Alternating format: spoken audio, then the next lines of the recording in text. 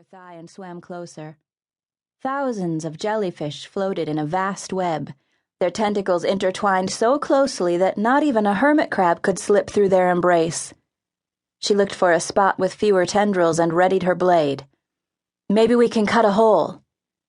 "Oh, it's not difficult to cut through the jellyfish," Hoku said absently. "The hard part is resisting the paralysis they cause." "Paralysis?" Aluna yanked her weapon away from the jellyfish and bolted backward. "Next time, make that the first thing you mention, okay?" She looked closer and spotted fish stuck to the glow field like shells woven into her sister's hair. Some of the fish struggled weakly, but most were dead and partially eaten. She had no intention of sharing their fate. "I can see buildings," Hoku said, peering between jellyfish. "The ancients conducted experiments here, back when they were figuring out how to work with the ocean spirits, before the first Kampii colony was founded. I wonder if any of their equipment still works."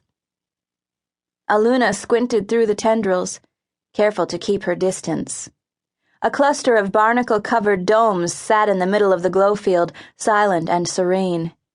In the white jellyfish light, they looked like pearls.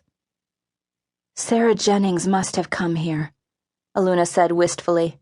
"This was her home before she founded the City of Shifting Tides and saved us all from the above world." "Aluna," Hoku whispered. "We've got to get inside," she said. "The elders want to keep us out, and I want to know why." "Aluna," he whispered again, his eyes wide and focused on something behind and above her. "I don't think it's us the elders are trying to keep out." Aluna clamped her mouth shut and looked up.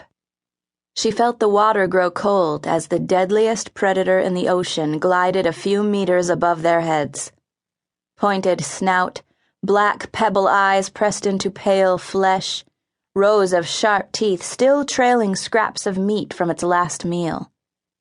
Great white. The shark lazed its way through the water, looking, listening, smelling. Aluna was sure it would hear their hearts pounding or see the necklaces pulsing at their throats. "Be still as a starfish," she told herself. "Be calm as Big Blue."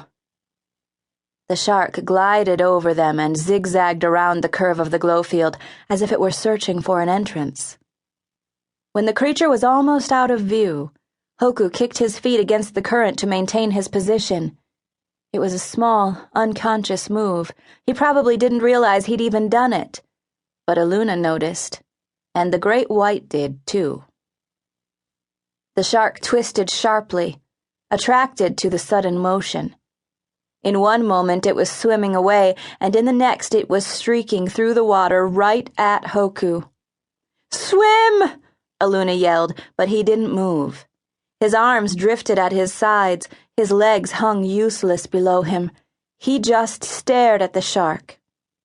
Aluna vaulted up from the ocean floor, waving both legs and both arms, and screamed, "Over here, you big guppy! Fight me instead!" Great White ignored her. Only one thing left to try. She flicked the point of her knife across her palm, fast and deep. A tiny red cloud puffed up from the wound. Her skin would knit itself back together quickly, thanks to the ancients who designed it. But even one drop was enough. Sharks could smell blood from kilometers away. There was nothing they loved more. Great White twitched. Aluna gasped, her vision suddenly eclipsed by the shark's pale, monstrous body speeding toward her, fast as a harpoon. Deep battle scars marred its muzzle. Its great maw hung open, big enough to swallow her whole. She switched the grip on her knife so that the back of the blade rested against her forearm. "The knife is not a tool that you use," her brother Anadar always said. "The knife is an extension of your arm. As soon as you pick it up, it becomes a part of you." She knew she couldn't hurt the shark, not without a thick spear and the skill to drive it deep into the monster's gills. But it wasn't expecting her to fight back at all. Sharks never expected that. If she could slash it on the nose a few times before it bit her, it might decide she wasn't worth the effort. The shark closed in.